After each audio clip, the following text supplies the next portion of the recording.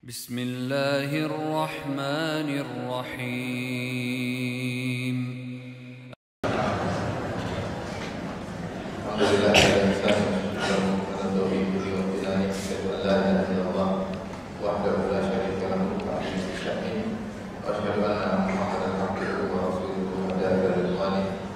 Allahumma shalli alaihi wa ala alihi wa ashabihi wa ikhwani. Hadirin hadirat yang dirahmati Allah Subhanahu wa taala. Kita melanjutkan bahasan kita dari kitab Sahih Bukhari masih dalam kitab Al-Riqaq, yaitu kitab yang mengumpulkan hadis-hadis yang tujuannya untuk melembutkan hati kita, terutama kita sadar bahwasanya dalam hidup ini banyak sekali hal-hal yang bisa membuat hati kita menjadi keras batu. Oleh karenanya kesibukan duniawi dengan berbagai macam yang kita geluti, apa yang kita dengar, apa yang kita lihat, apa yang kita bicarakan, tanpa sadar bisa mengeraskan hati kita, bukan menjadikan hati menjadi membara. Nah, akhirnya berdampak pada sholat kita, pada semangat kita untuk beribadah, pada kecenderungan kita untuk senang bermaksiat, sebagai tanda-tanda bahwasanya hati kita bermasalah. Maka perlu bagi kita untuk membaca hadis-hadis yang bisa melembutkan hati kita, menjadikan kita lebih tenang dan tenang di tengah-tengah gegap gempita dunia yang kita hadapi ini. Karena pada kesempatan ini kita lanjutkan membaca dari kitab Al-Riqaq karya Imam Bukhari, masuk pada bab ke-34, bab al-uzlah rahatun min kullatis su'. Al-uzlah yang menyendiri adalah bentuk ketenangan atau istirahat dari interaksi dengan orang-orang yang buruk, interaksi yang buruk.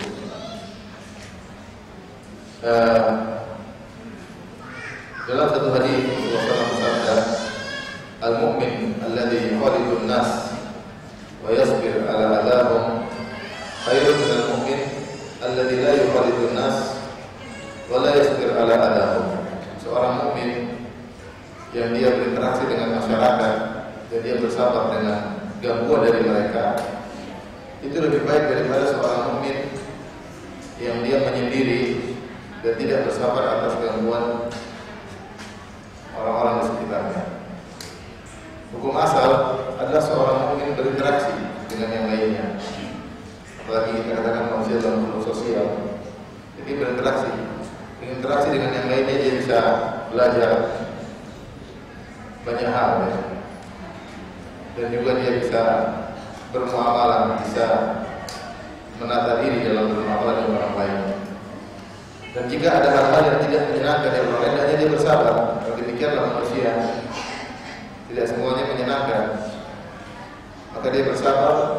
Apalagi niatnya adalah untuk menyampaikan kebaikan.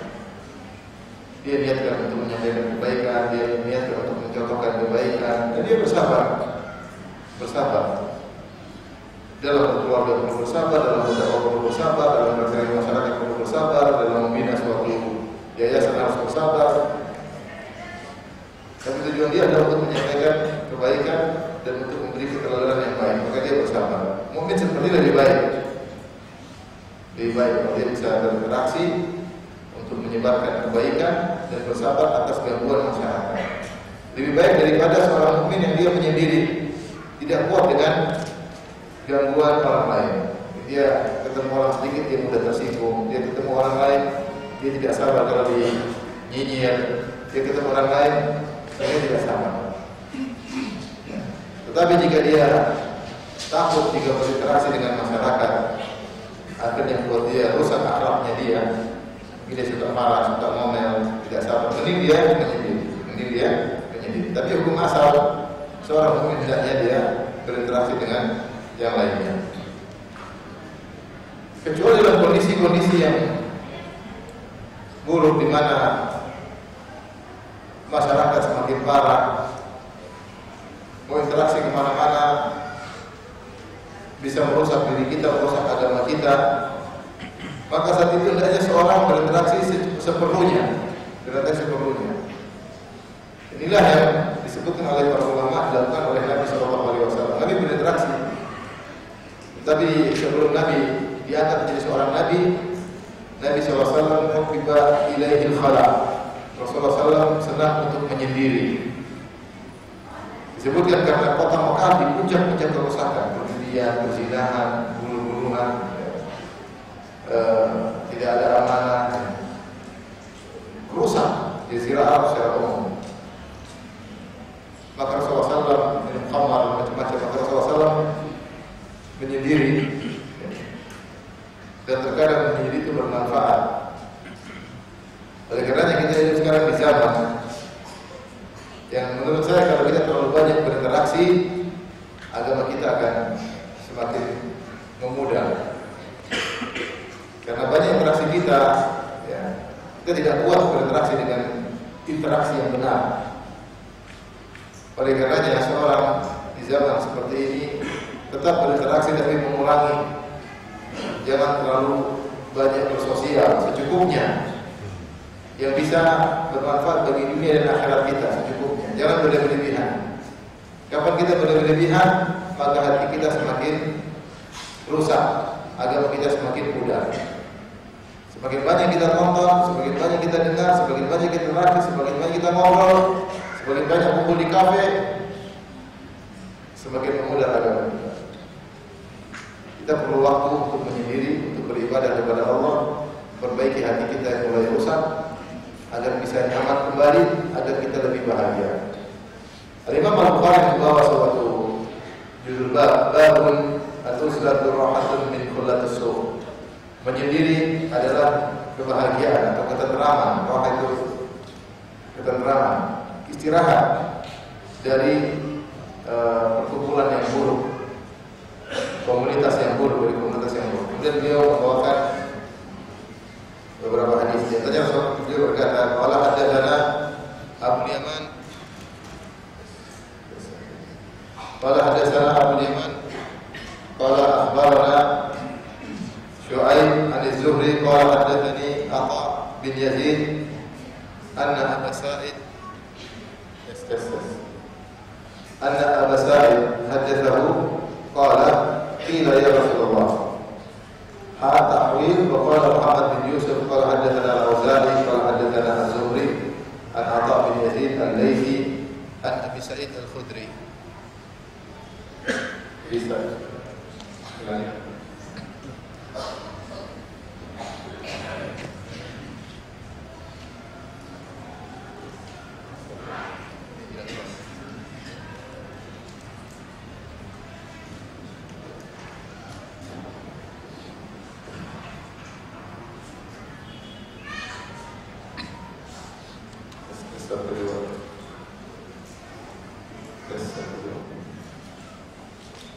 Saya kita lihat dari Abu Sa'id Al-Khudri radhiyallahu anhu, sahabat yang mulia, qala ja'a Arabiyyun, datang seorang orang Badui ila Nabi sallallahu alaihi wasallam, datang kepada Nabi sallallahu alaihi wasallam. Faqala, kunna Badui berkata, ya Rasulullah, ayyun nasi khair? Ya Rasulullah, manusia mana yang terbaik? Qala rajulun jahada bi nafsihi wa malihi. Manusia yang terbaik adalah seorang yang berjihad dengan jiwanya dan hartanya. Ini yang manusia terbaik yang pertama. Yang berikutnya, walaupun fi syi'bin min asyi'abi ya'budu rabbahu wa yad'u an-nasa min syarrihi. Seorang yang berada di syib itu adalah jalan di antara gunung-gunung. Atau ada yang mengatakan awal gunung. Sebelum seorang bergurung di awal gunung, biasanya ada jalan kecil, itulah disebut dengan syir. Itu mulut gunung. Jika seorang naik gunung, itu ada jalan bawah-bawah, namanya syir. Oleh karenanya disebutkan ketika Bani Hashim diboykot oleh Quraisy selama 3 tahun, mereka tinggal di Syekh Abi Thalib. Mereka tinggal di Syekh Abi Thalib dan sebuah seperti jalan mau masuk ke gunung, itu di daerah gunung milik Abu Thalib, sebagaimana yang disebut dalam Sirah Nabawiyah. Selama 3 tahun mereka diboykot oleh orang-orang Quraisy. 3 banyak yang tinggal di antara mereka, banyak anak yang tinggal, banyak sakit, banyak kelaparan. Itu namanya Syekh. Maka di antara orang terbaik adalah di bawah gunung Syekh bin Syi'ab, yaitu seorang yang dia pergi sendiri jauh, dia berada di bawah gunung atau di berjalan jalan di antara gunung-gunung, ya gunung dalam rangka beribadah kepada Allah Subhanahu wa taala. Bukan pergi di bawah gunung main internet ya. WhatsApp di sana, Facebook kan enggak. Bikin konten, jadi YouTuber enggak. Dia pergi di bawah gunung atau luar di antara gunung-gunung dalam rangka untuk beribadah kepada Allah Subhanahu wa taala. Walaupun masa mensyari, jadi dia meninggalkan manusia dari keburukannya. Jadi dia tidak ingin manusia terkena keburukannya. Siapa tahu dia yang buruk, siapa tahu dia yang buruk. Kalau kita mohon ngomong macam-macam, kalau kita mohon mulutnya tidak bisa diam, komentar-komentar ini mending dia tidak ketemu orang. Kalau ketemu orang dia ngomong tidak benar, mending dia tidak usah ketemu. Ada orang iman, ada orang alimah, ada orang yang tidak benar, mending dia menjauh. Dalam rangka untuk beribadah kepada Allah Subhanahu wa taala, ini adalah niat terbaik. Dalam hal ini, Nabi bertanya tentang lelaki yang terbaik. Tentu dalam hadis Rasulullah SAW menjelaskan tentang orang yang terbaik itu bermodel-model. Tergantung yang bertanya, Tergantung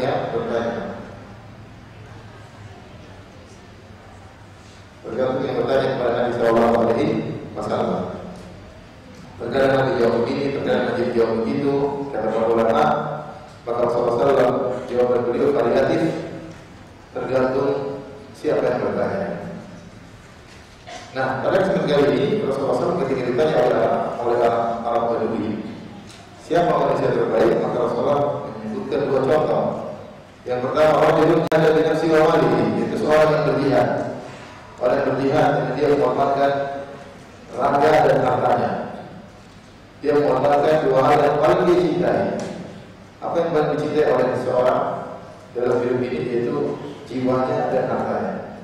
Ternyata dua hal yang paling dia cintai tersebut, jiwanya dan hartanya, dia korbankan di jalan Allah. Ini manusia yang terbaik. Kemudian Rasulullah menyebutkan manusia terbaik yang lain.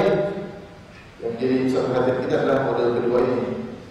Itu seorang orang yang bersyaitan dengan syiar. Itu seorang yang pergi ke lereng gunung atau Allah di antara gunung.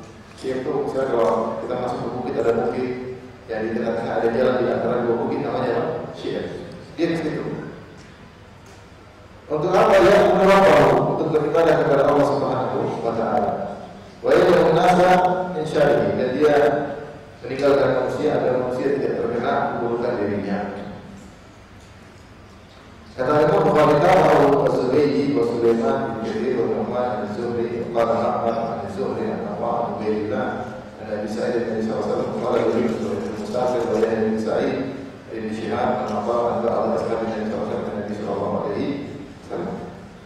Baik, ini dalil bahwasanya di antara seorang yang terbaik adalah seorang yang menyendiri untuk beribadah kepada Allah Subhanahu wa taala dengan niat tidak mengganggu orang lain.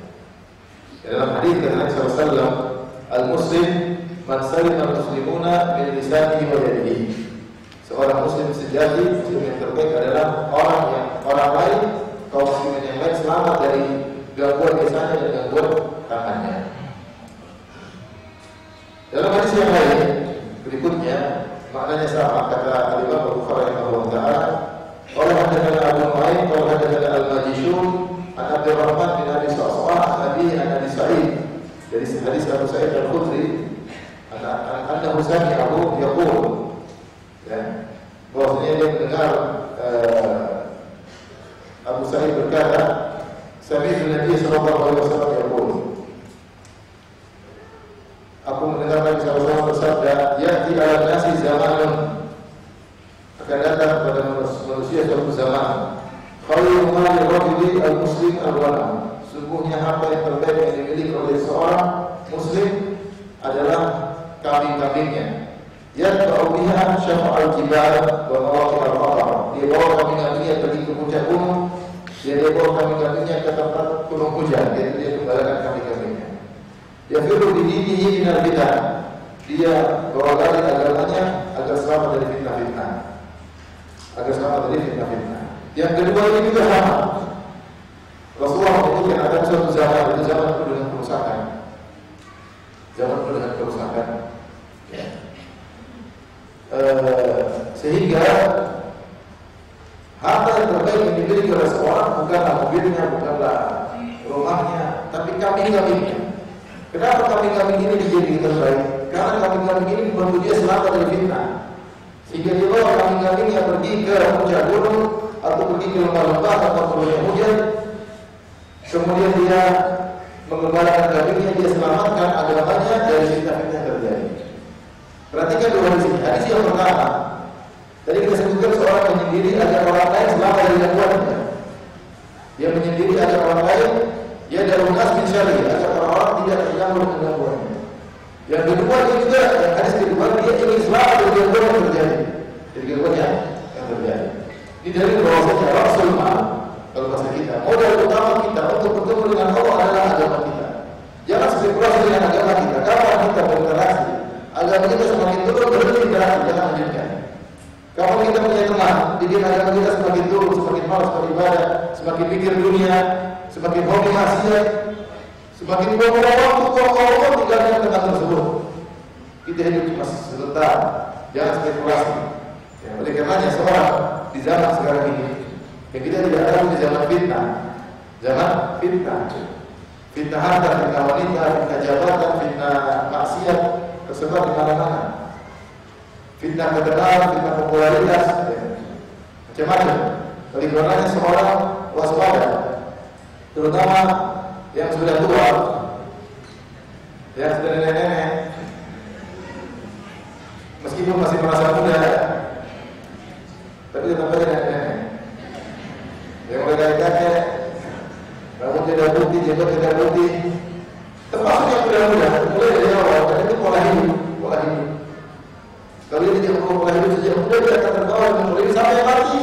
Kerjanya ngabisin umur, mau umur sana, mau umur sini, nggak sempat baca Quran, terus sama ngomong sana, ngalor ngidul. Saya ulangi lagi, asalnya kita berinteraksi dengan kehidupan.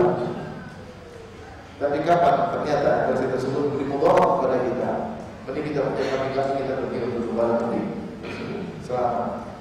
selamat dari manusia, selamat dari kerusakan kita, dan kita selamat dari kerusakan yang terjadi. Kata Al-Hafidz Ibnu Hajar, Rasulullah bersabda pada hadis yang pertama, seorang yang pergi ke lereng gunung, yang tahu dia beribadah kepada Allah, yang meninggalkan orang-orang agar tidak terganggu dengan dia.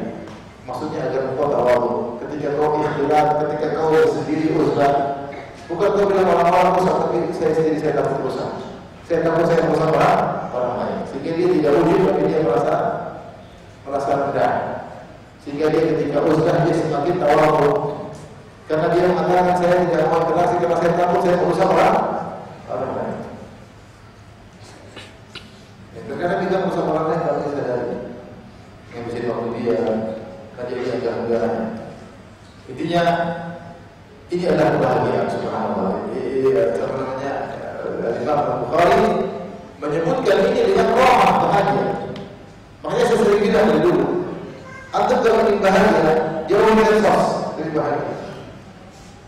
Benar atau tidak? Benar. Imam Bukhari yang bilang al-uzlah menyendiri. Kalau menyendiri zaman sekarang, ya mungkin tidak harus ke puncak gunung ya. Ke puncak Bogor malah tidak menyendiri, malah ramai di sana. Ini sekedar contoh yang ada di salah-salah dalam posnya di antara bentuk menyendiri dan kalau zaman dahulu pergi ke bawah bukit beribadah kepada Allah. Kalau sekarang ya kita kurangi interaksi. Tetap kita kegiatan keseharian, tapi menyendiri kurangi interaksi. Sering ke masjid, baca buku sendiri, dengar kajian, menyendiri. Tapi kalau sudah sering berinteraksi dengan medsos, kita tidak bahagia. Waktu habis dengan berita ini. Komentar kita dengar berulang-ulang. Channel yang berbeda komentarnya sama. Habis waktu umur. Mungkin orang lain menjadikan orang lain nanti kita menjadi kotor.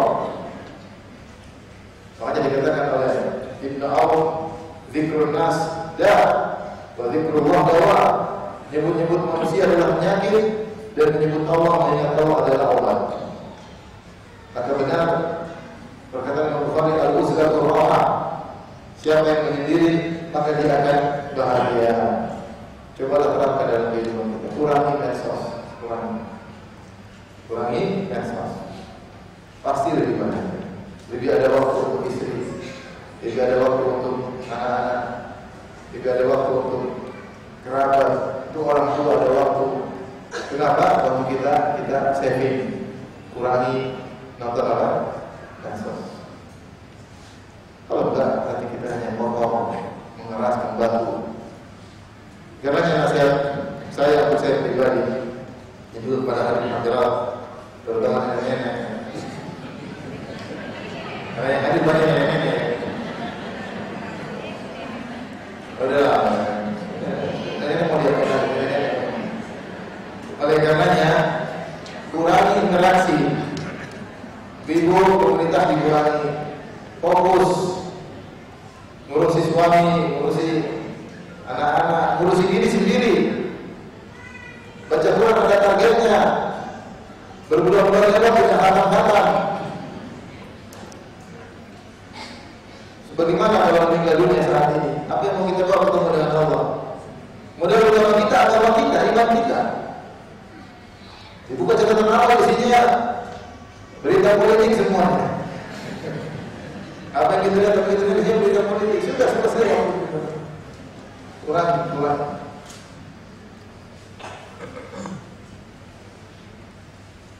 Apa kita ridho kalau kita bertemu awal dengan kondisi sekarang? Kita tidak ridho. Kita ingin lebih baik daripada kondisi kita yang sekarang. Tidak ada jalan satu-satunya kecuali kita haruslah mengurangi interaksi. Jangan interaksi kecuali benar-benar bermanfaat. Grup-grup tinggalkan. Semua di grup-grup kan sudah grup ya. Kecuali yang darurat bermanfaat. Kalau enggak harus. Baik, kita lanjutkan bab berikutnya.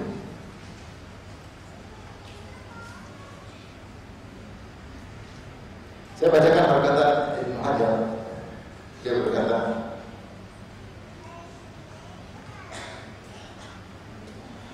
kesimpulan tentang bab ini, fal aula lahu al-inkifafu an mukhalaqatin nasi mukhalaqatin nas bi syarti an yuhafidha 'ala al-jama'ah wa salam wa rabbuh bil muslimin min al-iyadah wa fil janazah wa nahwi dzalik.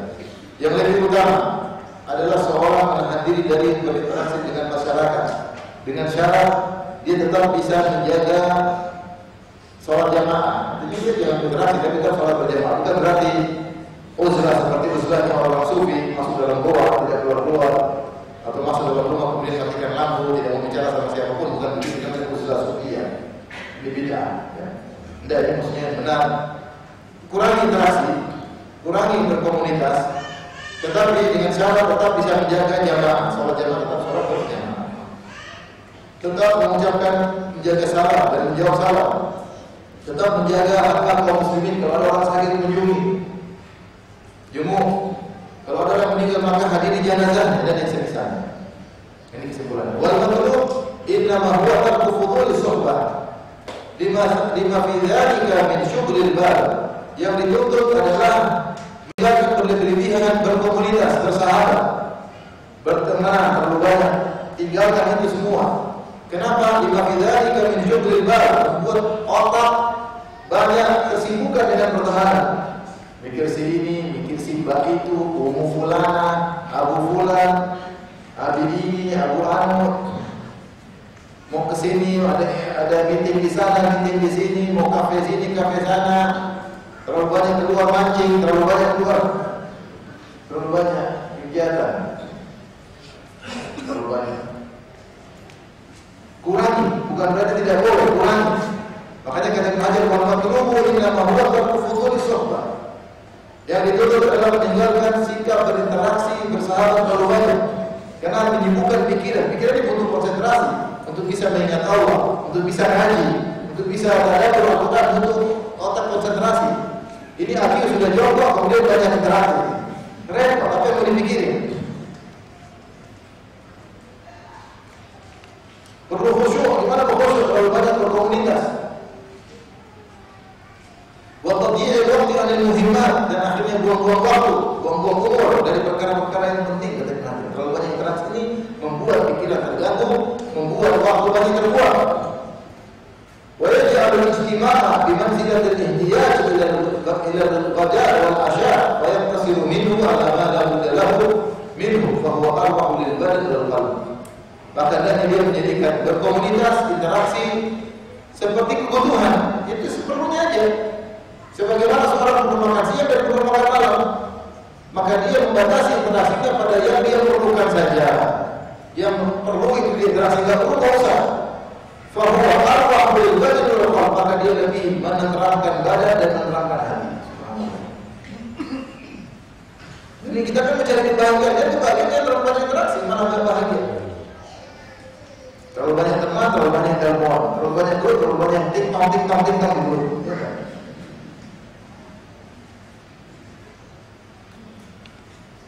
Maka kalau interaksi seperlunya saja. Sekali lagi buat nenek-nenek, kurangi.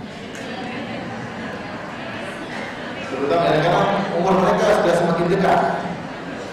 Mudah-mudahan juga betul ya. Kita nggak teman yang lebih dahulu, tapi biasanya nenek lebih dahulu. Ini serius ya. Berarti nenek masih main TikTok, nenek masih main Instagram. Udah. Dan tidak bahagia.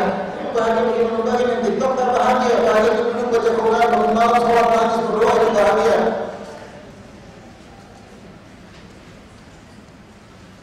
Seorang memikirkan masa depannya di akhirat. Memikirkan masa depannya di akhirat.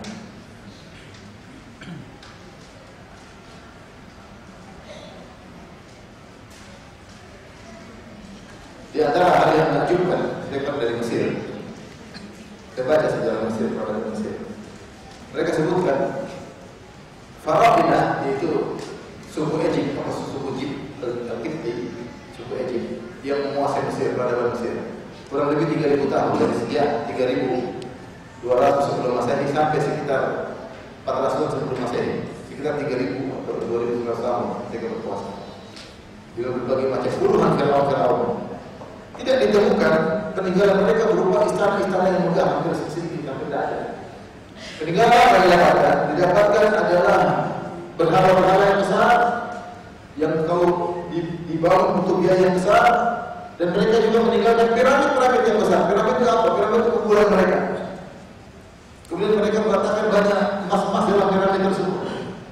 Kenapa? Karena begitu keyakinan mereka terhadap hari akhirat. Mereka tahu hidup ini cuma sementara, maka mereka fokus untuk menyiapkan kehidupan mereka di akhirat. Mereka meyakini kalau mereka punya kuburan besar yang isinya harta, mereka akan memanfaatkan itu semua dalam kehidupan berikutnya. Maka raja-raja ketika itu fokus bikin kuburan paling apa? Besar. Karena setelah itu dia mati, dia masuk ke dalam kehidupan yang nyaman. Maksud saya, ketika dia meyakini hari akhirat, dia benar-benar eksekusi dan dia pernah aplikasikan dalam kehidupannya. Semua uang yang dia punya bikin apa? Kuburan. Kalau dia masuk ke kuburan tersebut, ada hartanya, piramid yang besar, dia akan hidup dalam kehidupan yang nyaman. Sehingga istana dia tidak begitu dia perhatikan. Subhanallah. Nah kita orang Islam, kalau dia tidak ada kehidupan akhirat, artinya kita fokus semua hidup kita. Harus kita fokus. Dan kita aplikasikan benar-benar kita fokus kehidupan akhirat kita, sebagaimana Firaun. Meskipun mereka sesat dan tahu, maksud saya benar-benar mereka meyakini apa yang mereka lakukan, mereka yakini dan mereka aplikasikan, mereka bikin kuburan yang paling besar-besar dengan kemewahannya, karena mereka yakin selama jasad mereka masih dibumikan dan ada kuburan yang mewah, mereka akan hidup di kehidupan berikutnya dengan kehidupan yang telah mereka siapkan tersebut, rumah yang mewah, harta yang banyak. Walhasil ada seorang namanya Raja Khufu, dia bangun piramid terbesar yang sekarang ada di Giza di Kairo, piramid terbesar, dia bangun mewah, dibikin orang-orang, dia taruh harta banyak, dia dimumikan, dimasukkan, ternyata beberapa lama dia dicuri. Muminya dicuri, sehingga akhirnya juga muminya dibuang tempat sampah dari mana orang. Dia membayangkan tinggal di rumah yang mewah, ternyata jasadnya dicuri, hartanya dicuri, terjadi pergolakan dan lain-lain. Tapi ini semua kembali kepada kurangnya iman kita. Kalau kita iman, beriman dengan hari akhirat, harusnya kita kurangi interaksi kita. Harusnya kita lebih banyak waktu untuk menyiapkan masa depan kita di akhirat. dengan banyak mengingat Allah, dengan banyak berzikir, dengan baca-baca Al-Quran, dengan banyak berbuat kebaikan. Tidak lagi interaksi kecuali benar-benar yang bermanfaat. Kalau tidak, tidak usah. Oke, sepakat ibu-ibu? Nenek-nenek, sepakat? Mulai sekarang kurangi apa? Udah? Kalau bapak-bapak wajib interaksi karena mereka cari uang. Ibu-ibu apa? Di rumah aja yang macam-macam. Kalau bapak interaksi juga di kurangi. Dan kita lanjutkan. Bab wafil amanah. Bab diangkatnya amanah. Hilangnya apa? Amanah.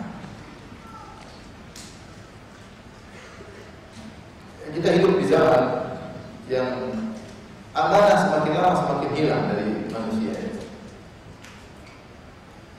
Terkadang amanah hilang dari banyak orang, terkadang amanah hilang dari kita sendiri. Oleh karena seorang berusaha untuk dari sebagian kita, oleh karena seorang berusaha untuk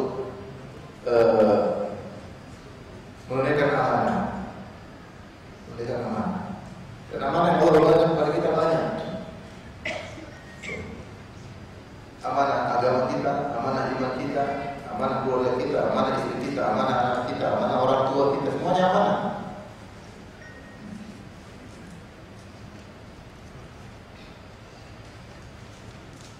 Kata Allah Subhanahu wa taala tentang para istri, Allah Subhanahu wa taala, "Fattaqullaha fil nisa, fa innakum akhadtumuhunna bi amanatillah wa ahlaqtum furujahunna bi kalimatillah." Bertakwalah kalian para suami terhadap istri. Sesungguhnya kalian telah mengambil istri kalian dengan amanah dari Allah Subhanahu wa taala. Istri itu amanah. Amanah yang ditunaikan, dididik, diajari, perhatikan, jangan disia-siakan, jangan dicuekin. Sama anak-anak juga amanah. Amanah banyak di diri kita. Kesehatan kita amanah, harta kita amanah. Waktu Allah berikanlah amanah. Dan di akhir zaman amanah semakin apa? Semakin hilang. Menimpa orang-orang atau menimpa sebagian kita. Kita kurang amanah terkait istri kita. Kita kurang amanah terkait anak kita. Anak kita cuekin, tidak kita didik. Kita kurang amanah terhadap harta kita, kita ambilkan begitu saja. Amanah kan kita. Kita kurang amanah tentang kesehatan kita, tidak gunakan untuk beribadah kepada Allah. Untuk hal tidak bermanfaat. Kesehatan kita, kuatnya tubuh, bukan untuk beribadah kepada Allah yang tidak bermanfaat. Dan banyak. Tapi bab diangkatnya amanah. Imam Bukhari berkata, qala hadatsana Muhammad bin Sinan, qala hadatsana Fulayh bin Sulaiman, qala hadatsana Hilal bin Ali an Atha bin Yasar an Abi Hurairah radhiyallahu ta'ala anhu qala, dari Abu Hurairah dia berkata, qala Rasulullah sallallahu alaihi wasallam bersabda, "Idza dhiya'atil amanatu fantadhir as-sa'ah." Jika amanah telah disia-siakan, telah dibuang, telah dicampakkan, maka tunggulah hari kiamat. Qala, ada yang bertanya kepada Nabi, "Kaifa idha'atuha ya Rasulullah?" Bagaimana amanah dicampakkan, disia-siakan ya Rasulullah? Qala, Rasulullah SAW menjawab, "Idza tu'mina al-amru ila ghairi ahlihi fantadhir as-sa'ah." Kalau ternyata urusan diserahkan kepada yang bukan ahlinya, maka tunggulah hari kiamat. Ya. Ketika perkara diserahkan kepada yang bukan ahlinya, berarti amanah telah disia-siakan. Karena Rasulullah membuka di sini berkata, "Idza dhiya'atil amanatu fantadhir as-sa'ah." Jika amanah telah dicampakkan, telah disia-siakan, maka tunggulah hari kiamat. Ditanya, "Ya Rasulullah, bagaimana contoh amanah disia-siakan? Bagaimana contoh amanah dicampakkan?" Rasulullah menjelaskan contohnya adalah idza tu'midal amru ila ghairi ahlihi fantadhir as-sa'ah. Jika ternyata perkara diserahkan kepada yang bukan ahlinya, maka tunggulah hari kiamat. Maka di antara tanda-tanda hari kiamat adalah idha'atul amanah, yaitu amanah yang dicampakkan. Kebanyakan ahli hadis ketika atau para ulama ketika menjelaskan tentang makna amanah dalam hadis ini, kata mereka terkait dengan kepemimpinan.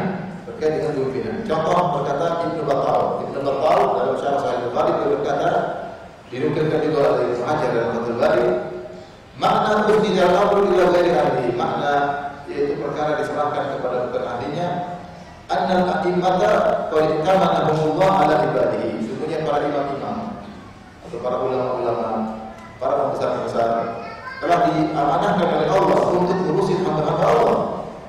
Wa farada 'alaihim nasihatan lahum, dan Allah telah mewajibkan kepada para imam-imam untuk nasihat kepada hamba-hamba Allah, untuk melakukan yang terbaik bagi hamba-hamba Allah.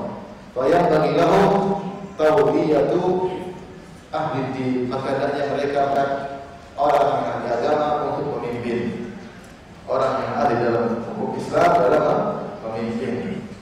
Fa idza qalu ghayra ahli din faqad bayyana amanah allati qalladahum Allah taala iya. Kalau ternyata mereka mengangkat seorang penguasa yang tidak ahli dalam hukum Islam, bukan ahli agama, maka sesungguhnya mereka telah menyia-nyiakan amanah.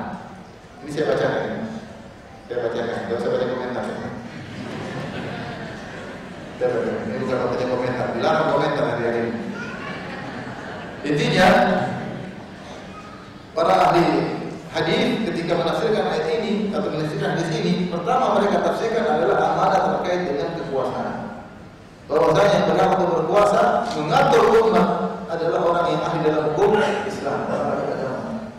Karena dia harus berhukum dengan hukum Allah Subhanahu wa taala. Dia harus mengatur masyarakat dengan hukum yang Allah turunkan dari orang lain. Maka ketika ada orang mengangkat orang yang tidak ahli dalam mengatur umat dengan hukum Allah, tidak mengatur umat dalam agama, maka dia telah menyia-nyiakan amanah. Siapa yang mengangkat seorang penguasa yang tidak paham tentang masalah agama, maka dia telah menyia-nyiakan apa? Amanah. Kalau zaman dahulu namanya penguasa dipimpin oleh ahlul ilmu al-aqd, yaitu orang-orang khusus diangkat oleh masyarakat untuk memilih, untuk dalam zaman dahulu. Jadi mereka yang pilih, maka wajib bagi mereka untuk pilih yang ahli, tidak boleh sembarang. Makanya pembahasan ketika masa ini ditujukan kepada para pembesar-pembesar pemimpin yang ditugaskan untuk memilih penguasa. Kemudian kalau Allah akan dikiaskan juga dengan hal yang lain. Bosnya amanah bukan dipercaya kepada kekuasaan. Dalam hal yang juga perkara diserahkan kepada ahlinya. Kalau tidak diserahkan kepada ahlinya, maka seorang yang memilih dia untuk diangkat mengurus sesuatu yang bukan ahlinya, maka orang yang memilih tersebut tidak amanah.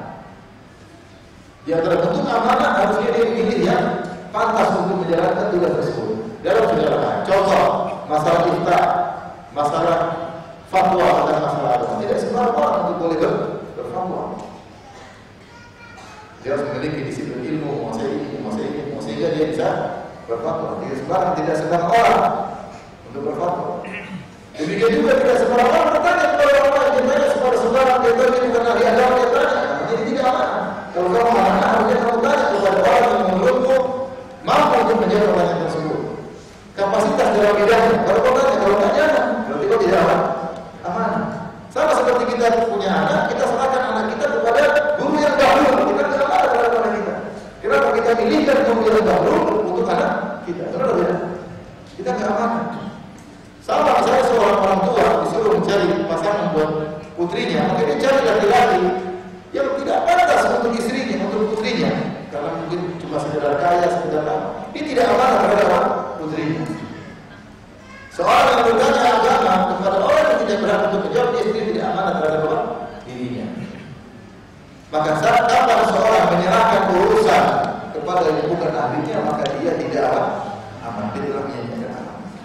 Dalam masalah kita, dalam masalah ini, dalam masalah hukum urusan, dalam masalah kementerian, dalam masalah segala hal, harusnya yang ahli yang kita serahkan. Itu berarti kita telah memberikan amanah. Kalau sudah kita pilih yang ahli, kita serahkan, ternyata terjadi apa yang terjadi, itu di luar kemampuan kita.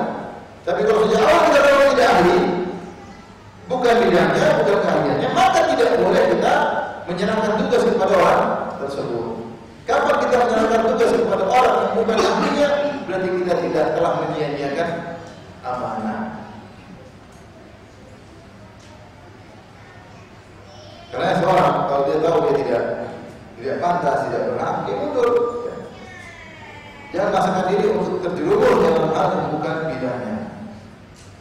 Karena berarti dia tidak amanah kepada dirinya, tidak amanah kepada umat, tidak amanah kepada masyarakat. Baik, kita lanjutkan hadis berikutnya.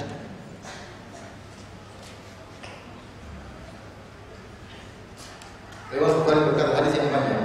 Beliau berkata qala haddatsana Muhammad bin Katsir qala akhbarana Sufyan qala haddatsana Al-A'mash an Zaid bin Wahab qala haddatsana Hudzaifah dari Hudzaifah bin Yaman radhiyallahu ta'ala anhu yang dikenal dengan sahibu sirri Rasulillah yang membawa rahasia Nabi sallallahu alaihi wasallam. Hudzaifah terkenal suka menceritakan atau meriwayatkan hadis tentang fitnah. Dan hadis ini juga dibawakan oleh Imam Bukhari dalam kitab Al-Fitan, ya, tentang fitnah-fitnah. Kata Hudzaifah radhiyallahu anhu, haddatsana Rasulullah sallallahu alaihi wasallam haditsain. Rasulullah SAW telah menyampaikan kepada dua hadis. Ra'aitu ahadahuma wa ana antadhirul akhara. Dua hadis yang Rasulullah menyampaikan tentang dua peristiwa. Peristiwa yang pertama sudah aku lihat terjadi. Peristiwa yang kedua sedang aku nanti-nantikan.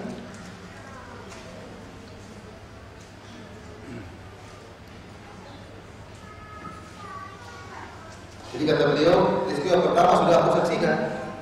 Peristiwa yang kedua sedang aku nanti-nantikan. Apa dua peristiwa tersebut? Dia berkata qala haddatsana. Kata beliau, Rasulullah menyampaikan kepada kami, annal amanata nazalat fi jadri qulubir rijal. Bahwasanya amanah turun ke dalam relung hati manusia yang paling dalam itu. Jadr maksudnya akar hati manusia. Maksudnya dia cerita tentang para sahabat. Amanah itu iman Allah turunkan dalam hati-hati para sahabat sampai ke akar-akar hati mereka. Tsumma alimu minal Qur'an, tsumma alimu minas sunnah. Amanah turun, kemudian mereka belajar Al-Qur'an, belajar sunnah, semakin kuat agama mereka. Ini yang sudah Hudzaifah saksikan. Bahwasanya dia menyaksikan bagaimana amanah dipegang oleh para sahabat dengan pegangan yang kuat. Bahkan bertambah pelaksanaan amanah tersebut dengan para sahabat belajar Al-Quran dan belajar sunnah Nabi Sallallahu Alaihi Wasallam. Yang pertama, yang kedua, wahadatsana wahiyah. Ini yang saya tunggu. Yang kedua, Rasulullah SAW menjelaskan tentang amanah yang pokok sudah saya saksikan dengan kegiatan para sahabat yang luar biasa. Bagaimana amanah para sahabat, bagaimana mereka berjihad, bagaimana mereka berjuang. Saya baca tentang sirah sahabat, menakjubkan. Perang Tabuk aja mereka jalan dari Madinah menuju Tabuk 750 kilo, bayangin 30.000 pasukan jalan melawan kita. Berapa pasukan yang bisa berangkat namun tidak terjadi peperangan, tapi intinya mereka jalan 750 kilo. Perang Mu'tah sahabat berangkat 3.000 melawan 200.000. Dari Madinah ke Mu'tah mungkin 1.100 kilo. Kita mungkin kalau jalan situ sebelum sampai perang dan mati di tengah jalan 100 kilo jauh. Baca tentang sirah Amr bin As dari Madinah kemudian pergi ke Mesir jauh sekali, ribuan kilo menaklukkan kota Mesir, luar biasa. Kalau tidak iman yang kuat tak bakalan mampu. Jadi iman sahabat ini luar biasa. Kita baca bagaimana Abbad bin Bishr radhiyallahu anhu ketika sedang sholat malam dia sedang di penjagaan bergantian dengan Ammar bin Yasir. Tahu dia dipanah keluar darah, panah terjadi pada tubuhnya, dia lanjutkan sholat 2 kali dipanah, 3 kali dipanah, baru dia selesai sholat. Ammar bin Yasir, kenapa kau tidak berhenti sholat? Saya sedang baca surat Al-Kahfi, tidak ingin hentikan di tengah jalan. Subhanallah. Kita jangankan kenapa, karena semua sudah loncat. Luar biasa.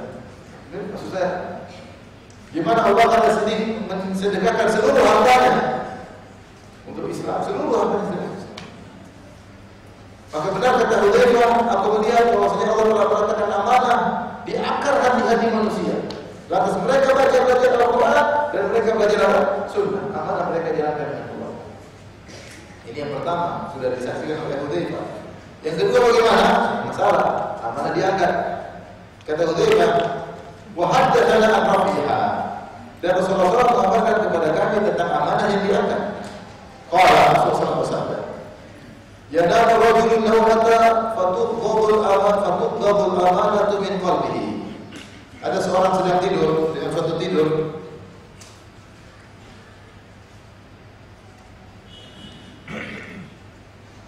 Dia tidur, kemudian amanah dicabut dari hatinya. amanah dicabut dari hatinya. Dia tidur, bangun tidur, amanah dicabut dari hatinya. Tiba-tiba tidak amanah lagi. Tentu ada sebab-sebab yang mencabut amanah dari apa? Hati. Ada sebab. Tentu ada mukadimah yang dia lakukan. Dia nekat, akhirnya amanah dihilangkan. Fayaqulu Allah mithla al-waqti. Maka dicabut yang masih ada sisanya. Al-waqti kata para ulama maksudnya sisa sedikit, masih ada sisanya. Sisa bekas cabutan, masih ada sisa. Tapi masih ada sisa amanah. Supaya namun kau kata, kemudian dia tidur lagi satu saat. Fatutqadu fayaqulu Allah mithla majali. Maka kemudian dia tidur lagi, maka dicabut amanahnya dari hatinya, maka sisalah amanahnya seperti al-majal. Al-majal itu seperti seorang kalau banyak kerja, akhirnya tangannya gempal. Ada gempal, ada sisa. Maksudnya amanahnya masih ada sisanya, tidak hilang secara waktu masih ada sisanya, tapi sudah hilang, dicabut, ini masih terlihat sisanya. Kata beliau sallallahu alaihi wasallam, "Kajabal dahwajtahu ala rijlika, fanafiqa fatarahu muntabiran wa laysa fihi syai'." Seperti jamar, yaitu bara api yang kau jatuhkan di kakimu, jatuh kena kaki, maka dia seperti membuka. Kalau dia membuka seperti ada bekas, tapi tidak ada isinya, mungkin cuma air aja. Bekas dari terbakar, tidak ada apa-apa di situ. Jadi amanah terkadang kelihatannya doang, tapi penampilannya ada, tapi isinya enggak. Sisa ada, tapi hilang. Kata Nabi, "Fatarahu muntabiran wa laysa fi syai'in." Lihat ada bengkak, tapi tidak ada apa-apanya. Kalau kau keluar itu cuma air mungkin atau bengkak, enggak ada hakikat dagingan. Fatusbihu an-nasu yatabayya'una fala yakadu ahadun yu'addi al-amanah. Maka jadilah ketika itu orang-orang saling jual beli, yatabayya maksudnya jual beli, dan hampir-hampir tidak seorang pun dari mereka memberikan amanah, tidak jujur dalam jual beli tersebut. Wa yuqalu inna fi bani fulanan dan inna fi bani fulanin rajulan aminan. Sampai dikatakan ketika itu, sungguhnya di kabilah tersebut ada seorang rajul yang amin, seorang yang aman. Arti saking jarangnya. Jika ada satu orang yang amanah, dikenal itu amanah orang. Saking banyak ya bajingan. Saya pernah ketemu dengan seorang, dia bilang, "Ustaz, saya kerja di sini." Terus, "Ya Ustaz, jadi pekerjaan di bidang ini semuanya penjahat. 80% bajingan semua. Terus 20% baru belajar jadi bajingan." 80% bajingan, 20% baru belajar jadi apa? Bajingan. Ngeri Ustaz. Begini, sokok sana, sokok sini, bohong sana, bohong sini. Ngeri. Sampai kalau ada orang yang amanah dikenal, jangan itu. Inna rajulan bani fulan, rajul inna fi bani fulan rajulan amin. Ada orang yang karena saking sedikitnya. Wa yuqalu li rajul, dan dikatakan kepada seorang yang hebat tentang dunia, ma aqalahu wa ma awrafahu wa ma ajladahu. Betapa cerdasnya dia, betapa pandainya dia mengatur urusan, betapa dia tegarnya kuat tubuhnya. Wa ma fi qalbihi mithqalu habatin khardalin min iman. Dalam hatinya tidak ada iman meskipun sebesar biji saja, dia sekecil seapi tidak ada. Jadi orang banyak puji, tapi puji bukan agamanya. Muji tentang dia ada yang ngatur, hebat kalau ngatur ini. Meskipun bohong, meskipun ada, tapi dia ada yang ngatur. Oh ini cerdas banget, cerdas. Oh ada ini punya orang cerdas. Kalau ini wah hebat, wah cerdas, akalnya luar biasa. Oh ini kokoh, tegar kalau jalanin tugas, tapi tidak ada dipuji amanah. Tidak dipuji dengan keimanan. Puji tergantung jalan aja kan jalur dunia ini. Tidak amanah.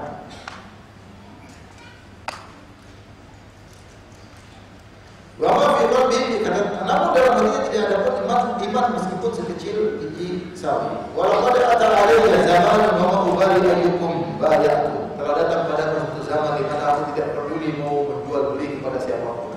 Semuanya aman. La in kana musliman wadahu alaihi Islam. Saya mau jual beli sama orang Islam, dia pasti amanah. Karena Islamnya akan menjaga dia dari tidak amanah.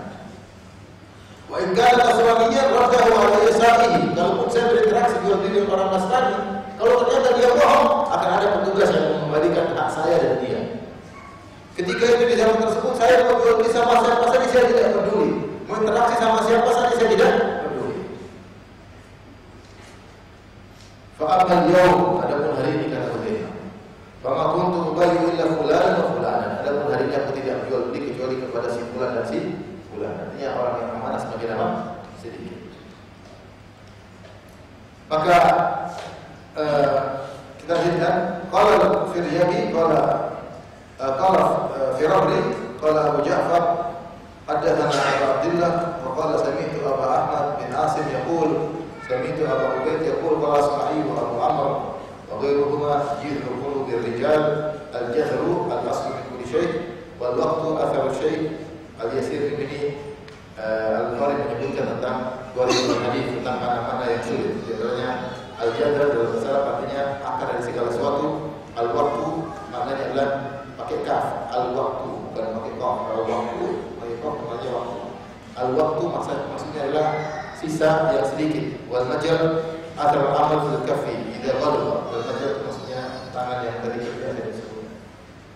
Intinya dalam hadis ini Rasulullah SAW sebutkan atau Hudzaifah mengabarkan kepada kita ada dua hadis yang Rasulullah SAW kabarkan. Yang pertama sudah dia saksikan Allah menurunkan amanah pada akar hati-hati para sahabat dan mereka kemudian belajar Al-Quran dan belajar Sunnah semakin tambah kekuatan iman mereka dan mereka menerapkan agama mereka dengan sangat baik. Di zaman itu Hudzaifah mengatakan aku mau jual beli sama siapa saja aku tidak peduli karena Islam mereka kuat. Bahkan kalau aku jual beli sama seorang Nasrani tidak ada masalah karena kalau itu bohong maka akan ada petugas Islam yang akan mengembalikan aku darinya.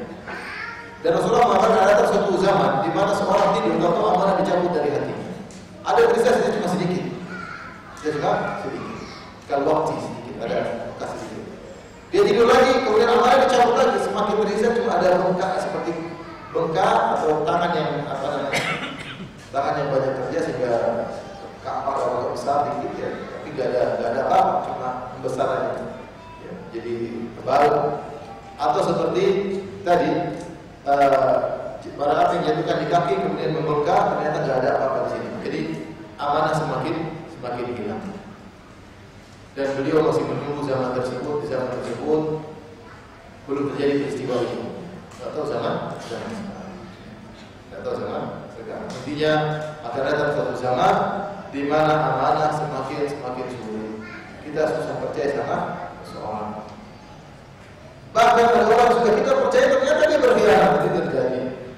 Kita tidak duga kalau dia ternyata berbohong. Kita tidak duga ternyata dia main belakang. Kita tidak duga ternyata dia memikirkan dirinya sendiri, tidak memikirkan misalnya perusahaan. Banyak sudah kita kasih kepercayaan ternyata dia itu banyak sekali terjadi. Dan hadis yang terakhir yang saya sampaikan pada kesempatan kali ini terkait dengan bab Rabbul Amanah. Riwayat Bukhari berkata qala hadatsana Abu Yaman qala akhbarana Syu'aib bin Zuhri qala akhbarani Sa'id bin Abdullah anna Abdullah bin Umar radhiyallahu anhu qala. Dari Ibnu Umar beliau berkata sami'tu Rasulullah sallallahu alaihi wasallam yaqulu Rasulullah sallallahu bersabda innaman nasu kal-ibil mi'ah. Sungguhnya manusia itu seperti 100 ekor unta. La takadu tajidu fiha rahilah. La takadu tajidu fiha rahilatan. Hampir-hampir kau tidak dapati ada satu unta pun yang siap untuk ditunggangi. Maksud dari sini dijelaskan oleh para ulama ada dua tafsiran. Kata Al-Khattabi ta'awwal hadzal hadits ala wajhain. Para ulama menafsirkan hadis ini. Kata Nabi SAW, kalian mendapati manusia itu seperti 100 ekor unta. Dari 100 ekor unta tersebut tidak ada yang bisa ditunggangi, semuanya bisa hanya untuk angkut barang. Kalau mau ditunggangi harus ada rahilah atau rahilah itu pelananya. Unta tidak langsung dinaiki. Kalau barang dia langsung taruh barang, tapi kalau untuk dinaiki harus taruh pelananya. Pelananya ada depannya ada belakangnya. Makanya Rasulullah mengatakan tentang sutrah, kata Nabi SAW, sutrah bagaimana ukurannya? Kamu akhiratul rahim, seperti belakangnya pelan. Kalau kita naik motor kan, saya mau naik, tapi saya nggak jadi. Jadi naik motor itu belakang ada kayu, depan ada kayu. Itu namanya rahim. Jadi orang mau naik motor sudah taruh pelana dulu, baru dia bisa naik. Kata Nabi, manusia itu ada hati seperti 100 ekor unta. Banyak unta, tapi dia siap bawa barang yang untuk ditunggangi ternyata jarang. satu ataupun tidak ada. Apa maksudnya di sini? Ditafsirkan oleh para ulama dengan dua tafsiran. Pertama, anna an-nasa fi ahkamid-din sawa la fadl fiha li syarif wala ala al-masruf wala rafi' ala wadhi' qadib al-mi'ah allati la yakunu fiha rahila wa hiya allati rahal liturkab. Tafsiran pertama, manusia dalam urusan agama sama saja semuanya. Tidak ada bedanya antara pejabat dengan non pejabat, antara darah biru dengan darah merah, tidak ada beda. Yang ingin mulia semuanya sama. Kau jadi orang rakyat jelata bisa mulia di sisi Allah, sebagaimana pejabat bisa mulia di sisi Allah. Ya. Tidak seperti tadi kalau kita bicara Fir'aun yang ingin hidup mewah di kehidupan berikutnya harus punya uang banyak, tidak? Harus bikin piramid, harus bikin kuburan yang besar sehingga dia hidup dalam kehidupan yang mewah pada kehidupan berikutnya. Adapun Islam semua sama. Mau darah biru, darah merah, mau pejabat, raja jelata, mau ganteng, mau kurang ganteng, mau cantik, kurang jelita, mau kaya atau miskin, sama saja urusan agama. Kata Allah, inna akramakum indallahi atqakum. Yang paling mulia di Allah yang paling bertakwa. Ya, maka semua juga harus wajib sholat, semua juga harus wajib puasa. Ada kewajiban tertentu yang mungkin tidak diwajibkan oleh yang lain, tapi secara umum semua dalam urusan agama semuanya sama, tidak dilebihkan satu dengan yang lainnya. Seperti 100 ekor onta, semuanya tidak ada yang pakai celana, semua sama. Ini tafsiran pertama di sini. Tafsiran yang kedua, anna ahlul nasi ahlul nafsin wa amma ahlul fadli fa'alul qalil jiddan. Maksudnya orang-orang yang baik itu sedikit, adapun orang yang memiliki kekurangan sangat banyak. Seperti onta, 100 ekor onta, hampir-hampir kau tidak dapat yang ada pelananya. Artinya ada tapi susah. Di antara 100 ekor itu mungkin 1 ekor yang siap untuk ditunggangi. Nah, siapkanlah diri ketika kau berinteraksi dengan banyak orang. Dapati jangan kau harap semua orang baik. Tidak semua orang baik. Jadi siapkan diri, siapkan mental. Menunjukkan hadis ini yang biasa manusia seperti itu. Kalau ada yang berbuat baik, maka itu jarang dan langka. Amanah, jujur, jalankan pekerjaan dengan serius. Ya, jalankan amanah dengan sebagaimana yang seharusnya.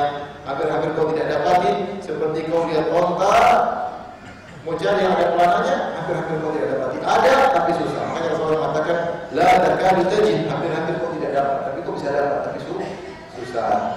Maka ini di antara hal yang mungkin menghibur diri kita ketika kita berakhir ternyata yang tidak amanah, ya sudah, memang itu sudah akhir apa? Zaman. Ada yang begini ya sudah, mau diapain? Dan kalau kita mendapati ada kawan yang amanah, maka peganglah kawan tersebut baik-baik. Pegang kawan tersebut baik.